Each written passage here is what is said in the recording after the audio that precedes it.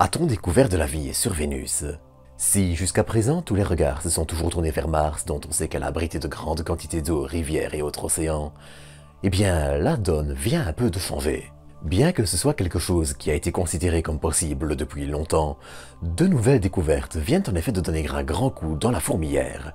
Et si Vénus, dans son enfer brûlant, abritait encore la vie? Et si, justement, nous venions aujourd'hui de découvrir ce qui sera perçu plus tard comme la première détection de vie extraterrestre? Beaucoup de questions, parfois un peu théâtrales, qui se posent, et des réponses qui s'avèrent encore plus intéressantes. Vous l'aurez deviné, aujourd'hui, j'avais envie de revenir avec vous sur cette découverte qui laisse penser que la vie serait possible sur Vénus, comment même cette vie serait possible, ses origines, l'importance de cette découverte, et si au final il faut s'emballer ou pas. Mais avant de commencer, néanmoins, je tenais à rapidement vous inviter à vous abonner si vous ne l'êtes pas encore, ainsi qu'à liker, commenter et partager cet épisode. D'ailleurs, si vous avez des questions, n'hésitez pas à les laisser dans l'espace commentaire. Enfin, si vous désirez soutenir la chaîne gratuitement et envisagez d'acheter du matériel astro, des peluches en forme de terre et autres météorites, eh bien, n'hésitez pas à aller faire un tour chez AstroShop via le lien en description pour soutenir la chaîne gratuitement. Allez, sur ce, j'ai déjà assez parlé alors. Bienvenue à vous pour une nouvelle dose d'espace.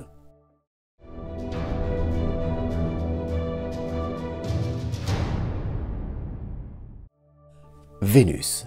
Un enfer brûlant de plus de 400 degrés Celsius aux pluies d'acide sulfurique et où il règne une pression de près de 90 fois la pression atmosphérique terrestre. Ce tableau, il faut bien l'avouer, donne tout sauf envie de faire de la planète la plus comparable à la Terre en termes de masse et de taille dans le système solaire votre prochaine destination de vacances. Mais il faut savoir que la planète n'a pas toujours été ainsi. Avant que son climat et son effet de serre ne s'emballent il y a quelques 750 millions d'années, la planète présentait un tout autre visage, celui d'une planète probablement riche en eau liquide, avec une atmosphère qui était même comparable à la Terre. Alors, avec un climat semblable à celui du seul berceau de la vie connue, un même volcanisme dont on pense qu'il a joué un rôle dans l'apparition de la vie sur Terre, et des conditions généralement identiques, eh bien, vous admettrez que ça titille la curiosité.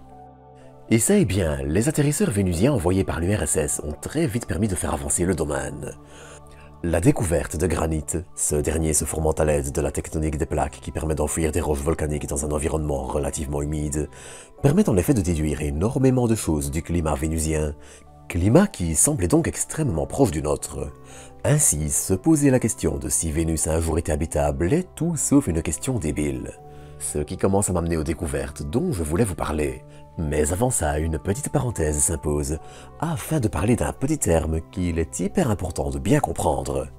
Les biosignatures.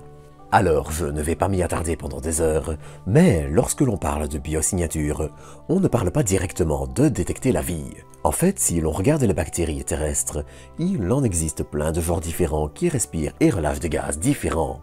Comme l'humain qui inspire de l'oxygène et relâche du CO2, ces bactéries vont relâcher des composés chimiques différents. Or, certains de ces composés sont ce que l'on nomme des composés instables, des composés qui ne peuvent que très difficilement apparaître sans phénomènes complexes comme la chimie organique et qui ont tendance à très vite être détruits. On désigne donc comme biosignature un gaz par exemple qu'on ne connaît sur Terre que comme un produit d'être vivant et qui ne peut pas être créé abondamment par des mécanismes naturels connus sur Terre ou ailleurs. Mais ça ne veut évidemment pas dire que ces mécanismes n'existent pas. Ça veut en revanche dire que dans l'état actuel de nos connaissances, une biosignature est un possible indice de bactéries ou d'autres formes de vie.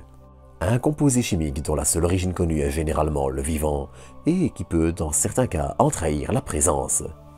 Une biosignature permet ainsi de découvrir des formes de vie présentes et même passer si on en recherche par exemple dans les roches martiennes.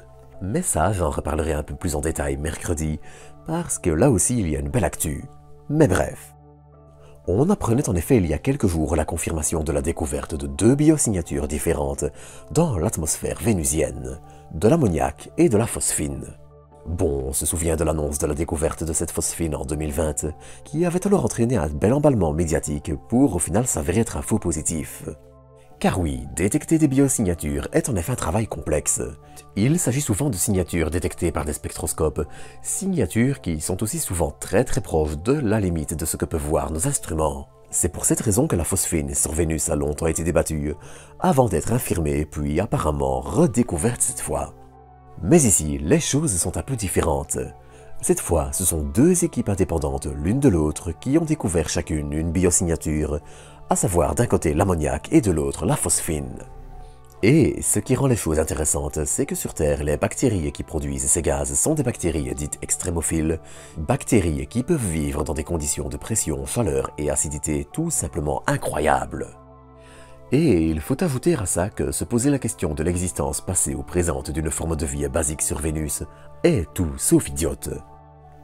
Vénus a vraisemblablement été habitable, et son changement de climat a probablement été assez progressif pour que des bactéries extrémophiles se développent et migrent vers des environnements plus propices à la vie.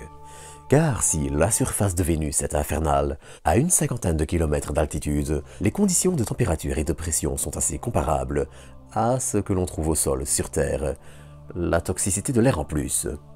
On peut ainsi imaginer que des bactéries, comme sur Terre, auraient colonisé les nuages et une partie de l'atmosphère, et que ces populations aient pu se développer et s'adapter à une niche relativement peu habitable, au-dessus du sol.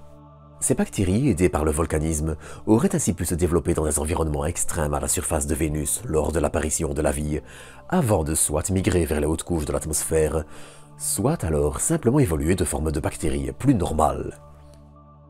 Bon alors bien sûr, ces détections restent à confirmer et ne sont pas encore gravées dans le marbre.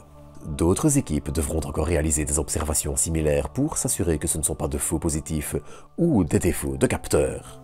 Mais seulement voilà, une double détection qui colle avec des familles de bactéries dont on connaît l'existence sur Terre dans des environnements comparables et qui émettent justement des biosignatures comparables, ça vend du rêve. D'autant que, à l'heure actuelle, aucun processus atmosphérique ou géologique connu ne permet d'expliquer la présence de ces gaz, surtout dans de telles quantités. Mais évidemment, il faut aussi rester prudent. Face à ce genre d'annonce, éviter de s'emballer et garder la tête froide est essentiel. Il se peut en effet très bien que ce soit encore un faux positif, ou qu'il y ait une explication entièrement naturelle ne demandant pas l'apparition de la vie. Mais, objectivement, d'une façon ou d'une autre, nos capacités technologiques approchent grandement du moment où on pourra définitivement savoir si la vie existe ailleurs dans le système solaire, ou si c'est juste un beau rêve. Et avec le lancement de la première des 3 missions Venus Life Finder, financée par le MIT et lancée par Rocket Lab, qui est attendue vers la fin de l'année, eh bien il y a fort à parier que les prochains mois seront encore riches en découvertes et actualités dans le domaine. En résumé, on sait que Vénus a probablement été habitable, que des formes de vie auraient pu en théorie se développer, prospérer et évoluer vers des formes extrémophiles, et qu'elles pourraient survivre dans certaines couches de l'atmosphère vénusienne. Et si cette nouvelle découverte s'avère au final un faux positif, eh bien elle aura en tout cas le mérite de relancer le débat, et de rappeler que, alors que les regards sont tournés vers l'extérieur du système solaire avec Mars et les océans souterrains des lunes glacées, eh bien, la partie plus interne du système solaire a encore aussi quelques secrets à nous livrer. Mais pour ça, hélas, eh bien, il va falloir encore s'armer de patience.